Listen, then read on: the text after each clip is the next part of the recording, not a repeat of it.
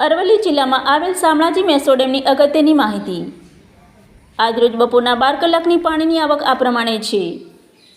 Shamlaji meso ડેમની પાણીની કુલ સપાટી 214.59 મીટર જેટલી છે। શામળાજી મેસો ડેમની પાણીની આવક 5270 ક્યુસેક જોવા મળી રહી છે। પાણીની અગાઉની સપાટી 208.16 મીટર હતી તે વધીને હાલની સપાટી 208.49 મીટર જેટલી જોવા મળી રહી છે। શામળાજી મેસો ડેમની પાણીની જાવક નીલ છે। હજુ ઉપરવાસમાં અને અરવલ્લી જિલ્લામાં વરસાદ પણ ચાલુ છે, તેથી દેગામડા અને અણસોલ નદીમાં વધારે પાણી આવવાની શક્યતા જોવા મળી રહી છે। તો આ હતી મેસો ડેમની અગત્યની માહિતી। Bureau report Jyothika Kharadi, Aravalli.